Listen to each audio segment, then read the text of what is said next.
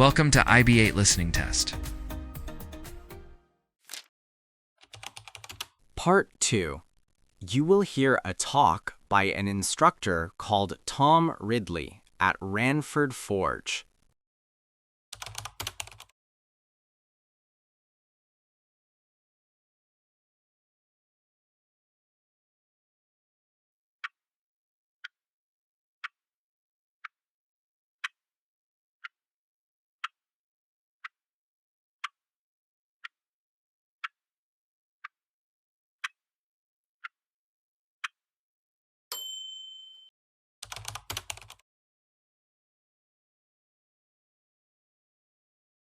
Part 2.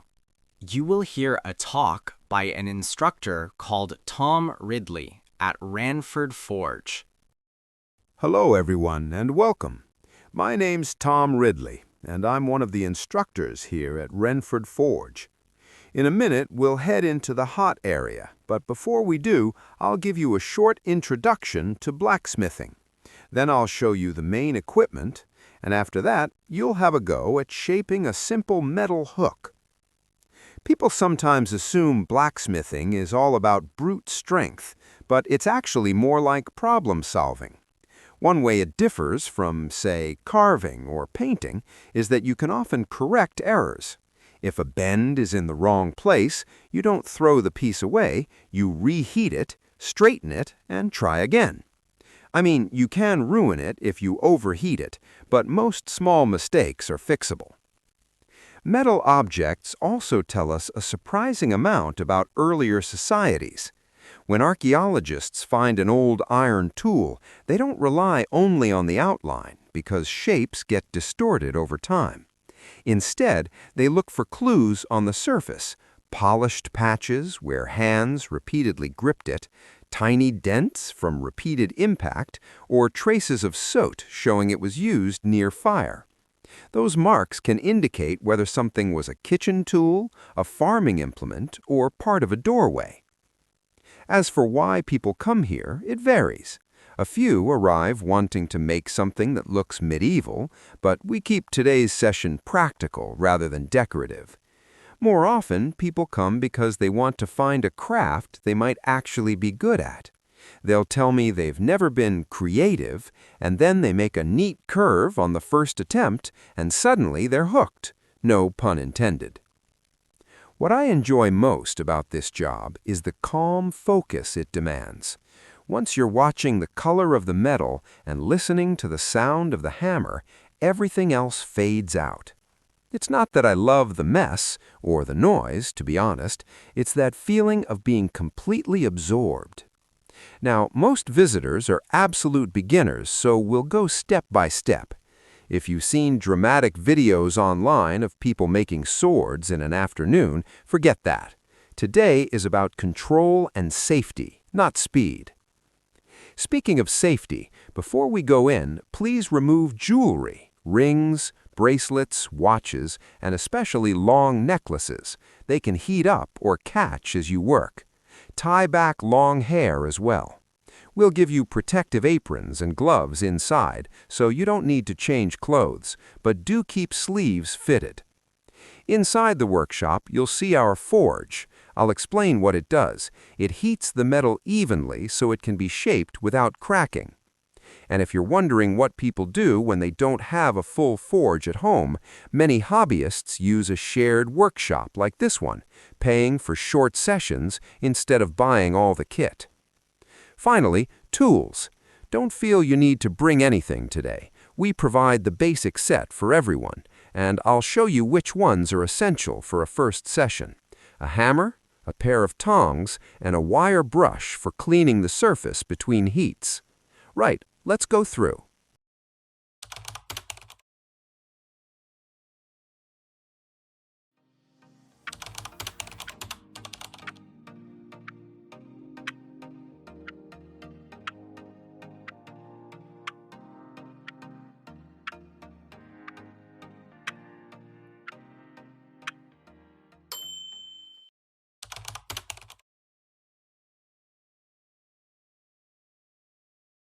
Part 2. You will hear a talk by an instructor called Tom Ridley at Ranford Forge. Hello, everyone, and welcome.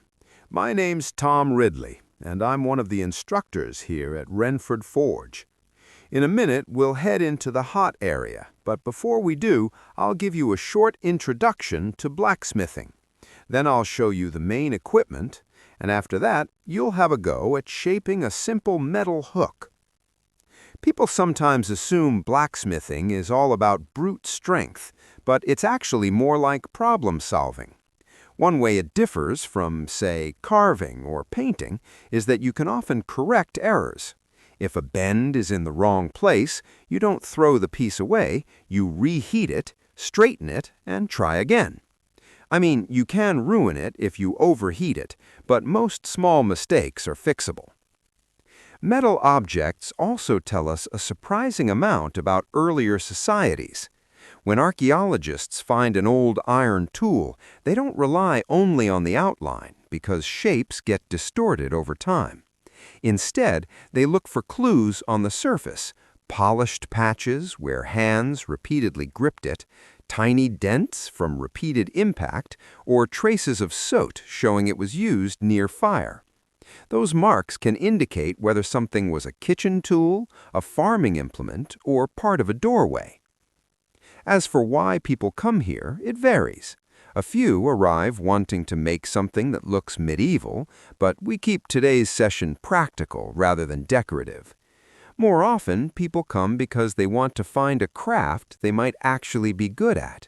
They'll tell me they've never been creative, and then they make a neat curve on the first attempt, and suddenly they're hooked.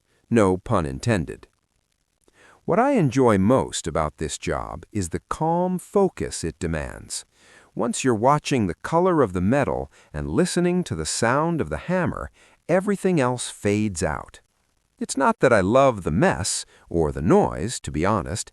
It's that feeling of being completely absorbed. Now, most visitors are absolute beginners, so we'll go step by step. If you've seen dramatic videos online of people making swords in an afternoon, forget that. Today is about control and safety, not speed. Speaking of safety, before we go in, please remove jewelry, rings, bracelets, watches, and especially long necklaces. They can heat up or catch as you work. Tie back long hair as well. We'll give you protective aprons and gloves inside, so you don't need to change clothes, but do keep sleeves fitted. Inside the workshop, you'll see our forge. I'll explain what it does. It heats the metal evenly so it can be shaped without cracking. And if you're wondering what people do when they don't have a full forge at home, many hobbyists use a shared workshop like this one, paying for short sessions instead of buying all the kit. Finally, tools. Don't feel you need to bring anything today. We provide the basic set for everyone, and I'll show you which ones are essential for a first session. A hammer, a pair of tongs, and a wire brush for cleaning the surface between heats. Right, let's go through.